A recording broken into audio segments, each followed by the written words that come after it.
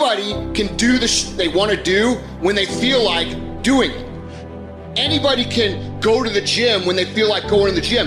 Anybody could show up to work and give 100% when they're in the mood to do so.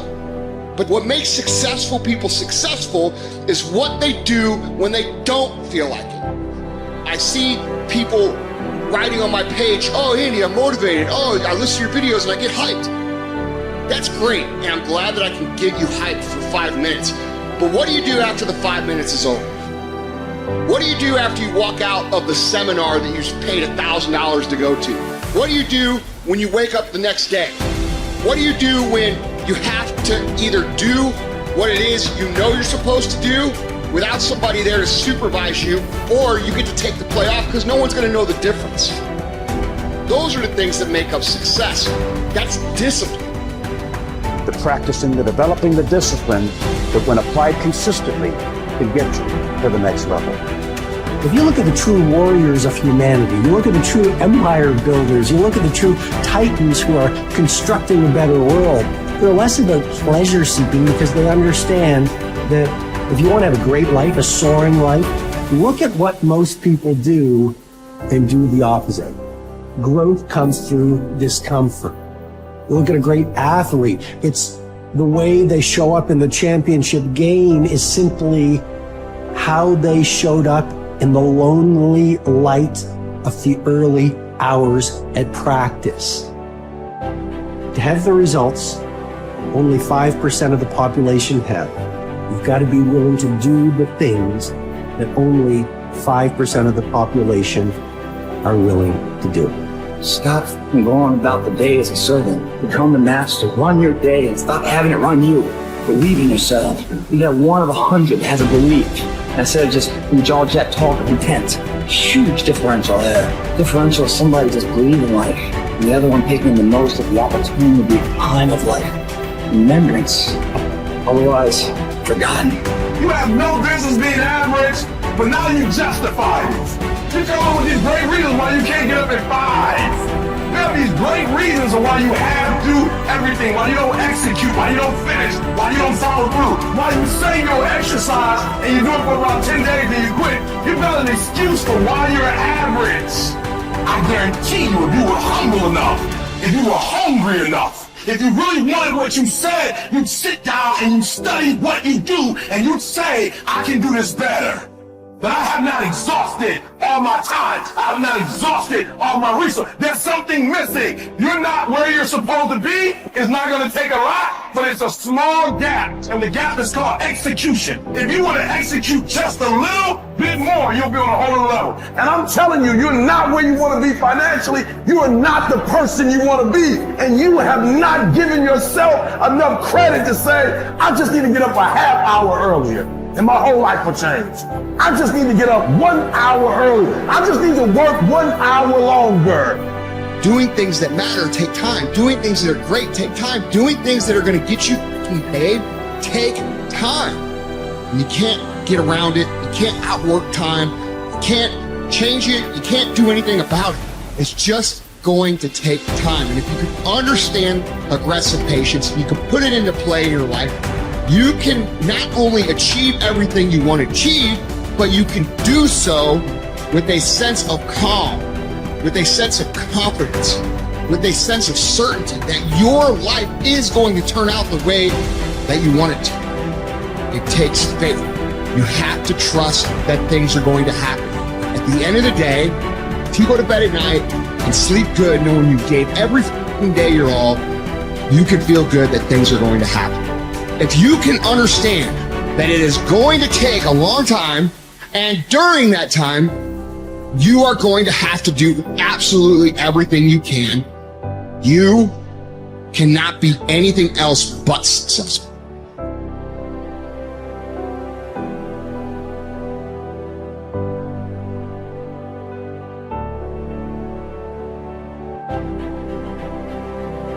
You need structure, you need predictability, and you need more of it than you think, just to keep you sane.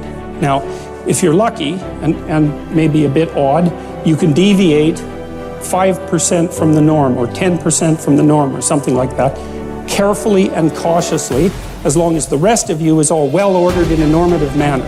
You might be able to get away with that, and you might be able to sustain it across time, and people might be able to tolerate you if you do it, or maybe you'll get really lucky and you happen to be creative but reasonably well put together, and people will actually be happy that there's something idiosyncratic and unique about you.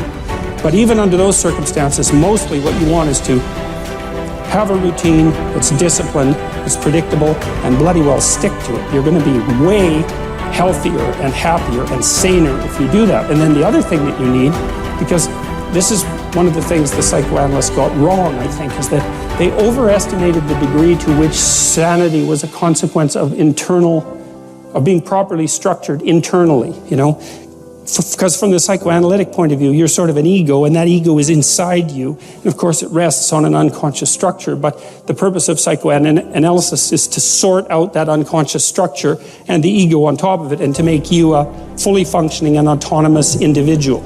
But there's a problem with that, because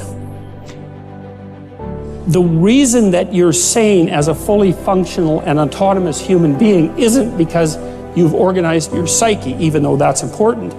The reason that you're sane if you have a well-organized unconscious and ego is because other people can tolerate having you around for reasonably extensive periods of time and will cuff you across the back of the head every time you do something so stupid that people will dislike you permanently if you continue. And so what people are doing to each other all the time, just non-stop, is broadcasting sanity signals back and forth, right? It's like you smile at people if they're not only behaving properly, but behaving in a way that you would like to see them continue to behave.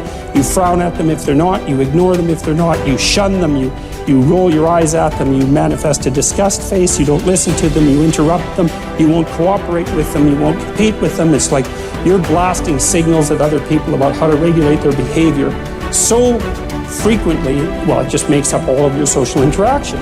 That's why we face each other, and we have emotional displays on our face, and we're looking at each other's eyes, and we know as much as we can about what's going on with each other, given that we don't have immediate access to the contents of their consciousness. And so partly what you're doing with your routine is establishing yourself as a credible, reliable, trustworthy, potentially interesting human being who isn't going to do anything too erratic at any moment. And everyone else is around there tapping you into shape, making sure that that's exactly what you are.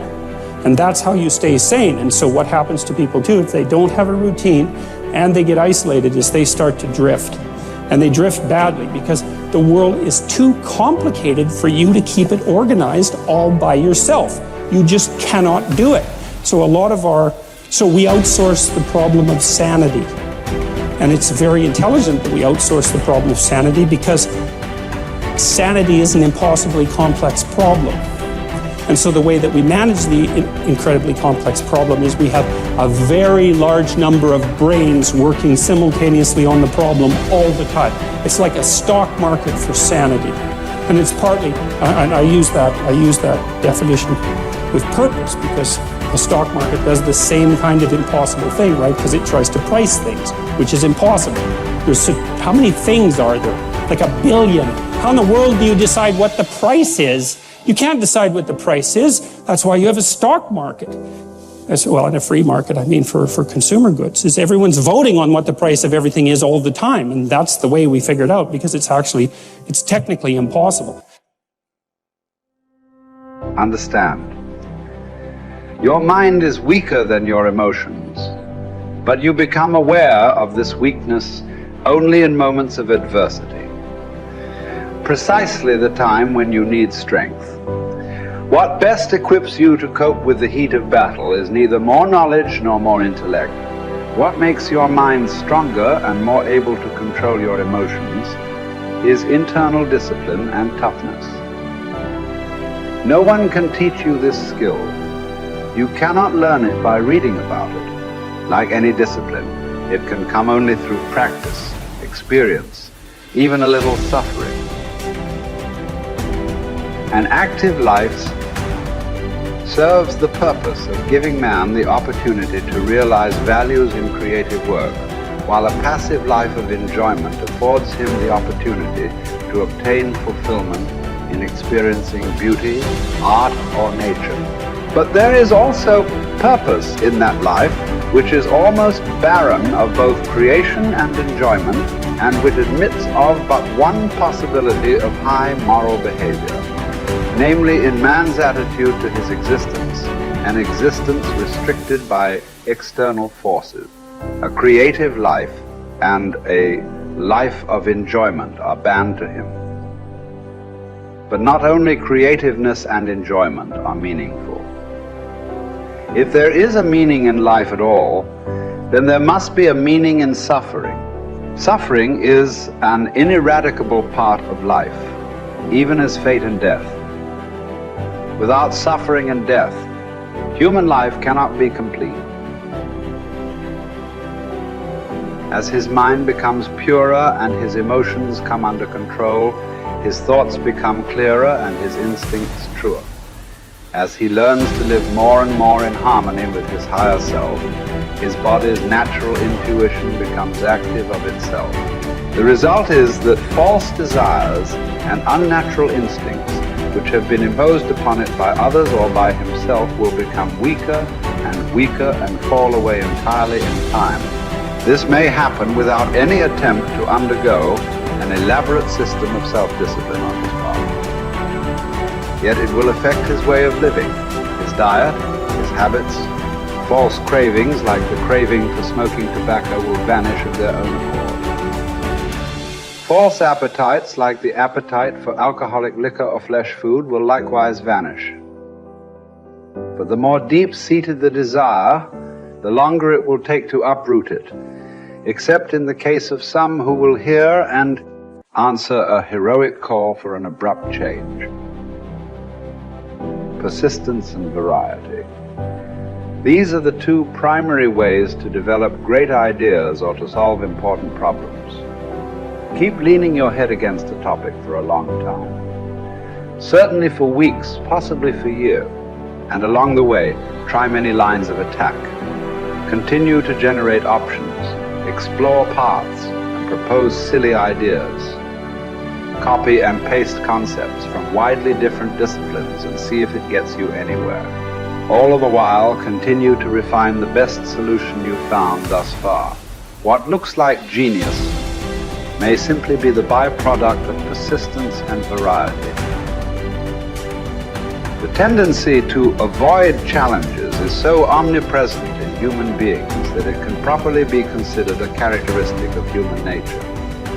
But calling it natural does not mean it is essential or beneficial or unchangeable behavior. It is also natural to defecate in our pants and never brush our teeth. Yet we teach ourselves to do the unnatural until the unnatural becomes itself second nature. Indeed, all self-discipline might be defined as teaching ourselves to do the unnatural. Another characteristic of human nature, perhaps the one that makes us most human, is our capacity to do the unnatural, to transcend and hence transform our own nature